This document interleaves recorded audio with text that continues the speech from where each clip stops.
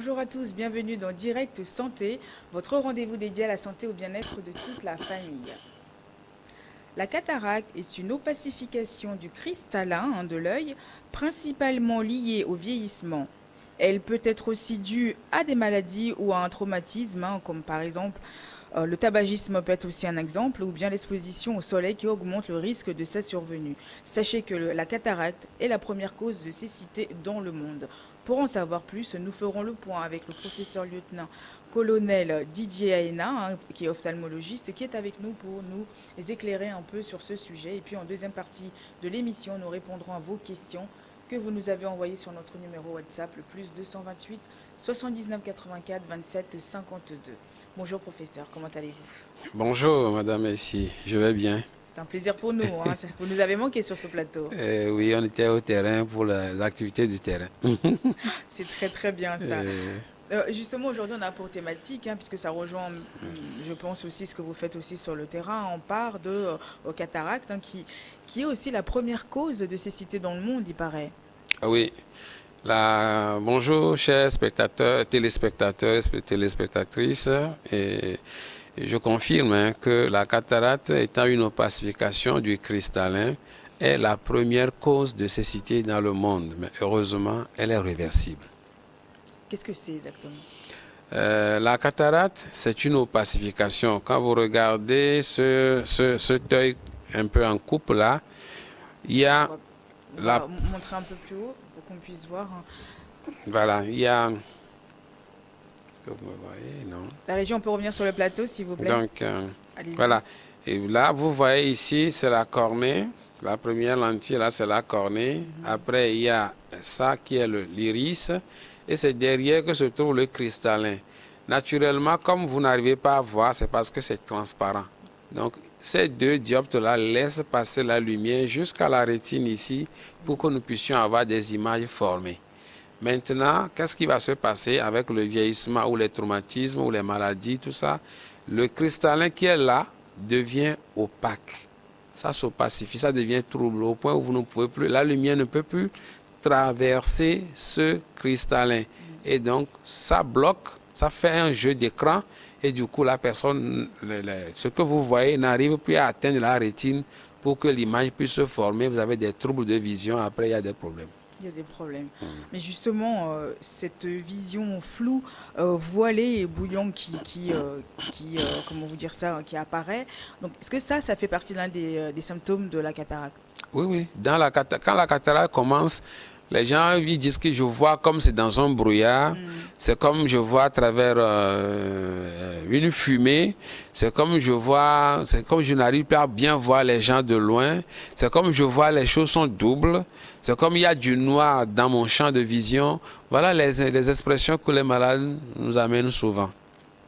Et donc ça, c'est les premiers signes que Oui, qui viennent c'est le premier signe qu'on nous rapporte. qu'on vous rapporte. Donc, à partir de quel âge apparaissent ces signaux-là?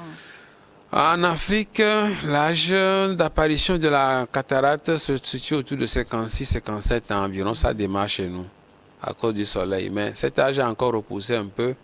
Et relativement à ceux qui travaillent dans les bureaux, qui sont moins exposés au soleil et tout, eux, ils font leur cataracte un peu tardivement. Mais ceux qui sont dans les champs, qui sont toujours au soleil, font la cataracte un peu plus précocement. Donc, le soleil est un danger. Ah oui, oui. S'il faut revenir sur les facteurs de risque, bon, il y a l'exposition au soleil, il y a le fait que vous avez été déshydraté longtemps, la malnutrition, le tabagisme, les traumatismes, les inflammations intraoculaires. Il y a une pile les troubles métaboliques. Un diabétique fera forcément sa cataracte avant les autres. Pourquoi? Parce que l'hyperglycémie provoque un désordre métabolique au niveau du cristallin et le cristallin n'a qu'une seule façon de réagir à tout ce qui le dérange. Quand vous dérangez le cristallin, il s'opacifie. Il n'a qu'une seule façon. Comme on dit souvent que le chien n'a qu'une seule façon de s'asseoir, le cristallin n'a qu'une seule façon de réagir à tout ce qui le met mal à l'aise. Il s'opacifie et c'est fini, il ne fait plus son travail. Et pourquoi justement le traumatisme aussi fait partie des facteurs de risque? Ouais, durant les traumatismes, quand vous secouez la tête de quelqu'un, ça peut être un coup de poing ou non, une belle gifle que vous lui appliquez. Sachez que vous êtes en train de le préparer à faire une cataracte de ce côté. C'est pour ça que quand vous regardez dans la société, c'est toujours l'œil gauche qui est plus touché en termes de cataracte, plus que l'œil droit, puisque chaque droitier va gifler certainement quelqu'un qui est en face de lui et c'est le côté gauche de la personne qui est giflée. Donc, les traumatismes, c'est parce que quand il y a eu traumatisme, il peut y avoir une effraction, une rupture des éléments qui assurent l'autonomie physiologique du cristallin. Et donc, quand il y a cette rupture, le cristallin va réagir. Il y a une entrée, il y a une perte des systèmes naturels qui entretiennent la turgescence, qui entretiennent l'opacité et la transparence du cristallin. Ce système physiologique est rompu. C'est-à-dire, nous voulons parler de la pompe à potassium, de Na plus K plus ATPase. Ces systèmes-là sont rompus et donc, du coup, il y a une entrée massive de sodium dans le cristallin et chaque fois qu'il y a une entrée de sodium à l'intérieur du cristallin, ça va s'accompagner par de l'eau. Et quand l'eau va rentrer maintenant, c'est fini. Le cristallin perd sa capacité de pouvoir transmettre les informations reçues. Et pour les tabagistes? Les tabagistes, c'est le même système parce que le tabac, vous savez que le tabac est très, très, très méchant et ça va rompre ça va agir également sur cette pompe-là et ça va rompre un peu l'efficacité de ce système enzymatique qui entretient la transparence du cristallin sera également touché et donc il y aura un envahissement du cristallin par de l'eau via le sodium. J'insiste bien pour qu'on puisse décortiquer un peu ces point par point, ces facteurs de risque, pour que les gens puissent savoir le danger que c'est, parce que souvent, on prend les choses à la légère et on se retrouve dans ce genre de situation. Donc quand on parle d'alcool ou de tabac ou autre, c'est vraiment un danger et ça pousse aussi d'autres maladies à arriver plus rapidement. Donc pour que les téléspectateurs puissent savoir réellement et peut-être avoir peur, quoi. Oui, bien sûr. Comme on prend le tabagisme, comme l'alcoolisme, c'est des causes à la fois directes et indirectes. Direct parce que ça va agir sur le mécanisme que je venais d'expliquer. Indirect parce que même en dehors de ça, vous allez faire celui qui a fumé et qui ne se retrouve plus bien, celui qui a pris une goutte d'alcool et qui ne se retrouve plus bien, c'est lui qui va mal conduire, celui qui va faire accident, celui qui va peut-être se surpasser sur le plan émotionnel pour créer un désordre psychosocial. Voilà, à peu près, voilà, tout ça là, ça crée un lien pour qu'on soit dans un cercle vicieux pour arriver facilement à avoir les maladies oculaires. Comment évolue la cataracte? La cataracte, une fois qu'elle a commencé, elle ne revient, c'est-à-dire sauf les cas métaboliques, ces cas de diabète, le cas des dysthyroïdies, en dehors de ces cas hormonaux, la cataracte, lorsqu'elle commence, elle évolue toujours. Ça va évoluer, tout le cristallin va devenir opaque, comme vous venez de montrer une image tout à l'heure à l'écran. C'est comme ça, voilà, vous voyez, à cette allure-là, à ce niveau-là, c'est totalement opaque et vous voyez que la lumière ne peut plus pénétrer suffisamment, ou non, la lumière est suffisamment bloquée pour atteindre la rétine. Donc cette personne ne peut plus bien voir les images qui lui seront présentées, les objets qui lui seront présentés, excusez-moi. Du coup, ça fait que la personne ne voit plus. Du tout. Maintenant, oui, du tout. Non, il y a des aveugles, il y a carrément des gens qui sont aveugles à cause de la cataracte. Ah oui. Et quand ça bloque totalement, même nous les ophtalmos, quand vous venez nous voir, à l'étape là, tu ne peux plus examiner le derrière du cristallin pour voir est-ce que le vitré est normal, est-ce que la rétine est normale, tu ne peux pas. Donc tu es obligé d'ouvrir la porte, c'est comme quelqu'un qui ferme sa porte. Et tu es obligé d'ouvrir la porte pour voir qu'est-ce qu'il y a dedans, qu'est-ce qu'il y a derrière cette porte. Et souvent, nous ouvrons, on peut trouver que le derrière est bon, comme on trouve également que le derrière n'est pas bon.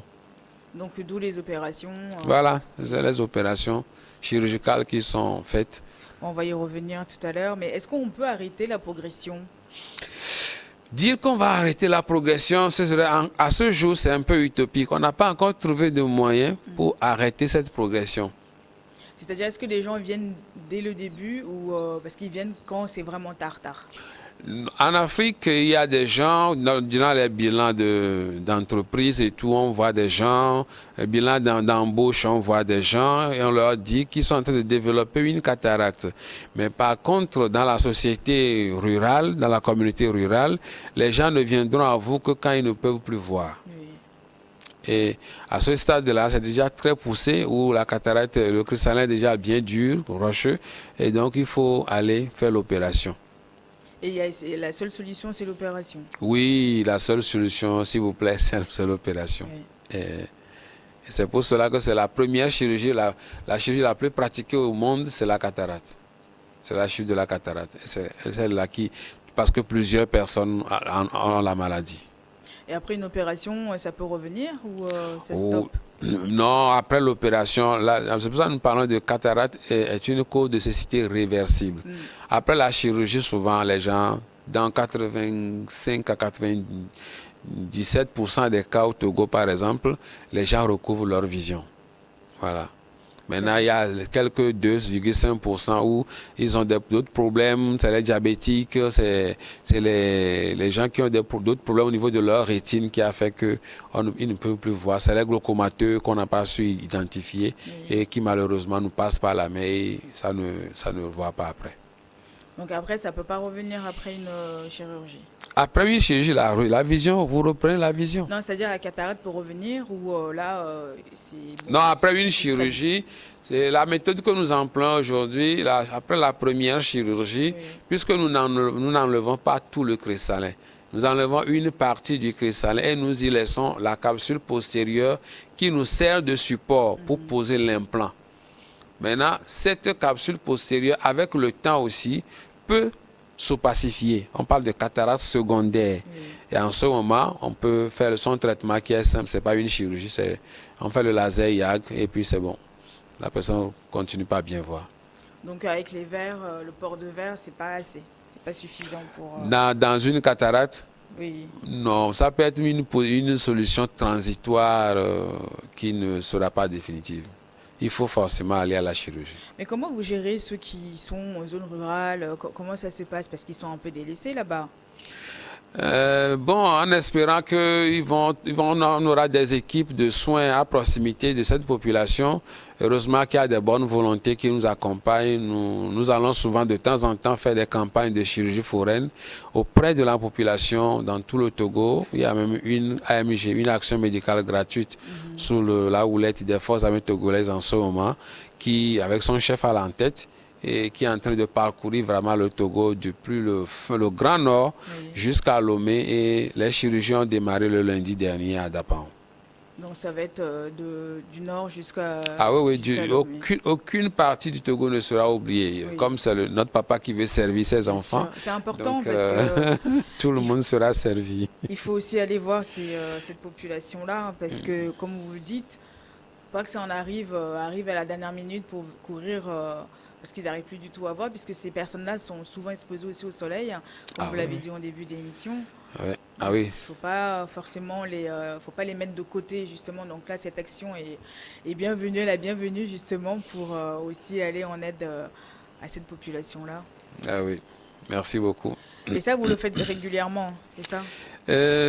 Oui, non, au moins chaque année, les forces armées togolaises nous envoient sur le terrain au minimum 2 fois pour opérer les yeux des gens. Depuis 2019, on est sur le terrain. Au moins 2 fois, on va pour opérer ces communautés un peu éloignées, qui n'ont pas une accessibilité facile aux soins oculaires. On nous envoie pour leur venir au secours. On va marquer un temps de pause, on revient juste après le journal. Reste avec nous.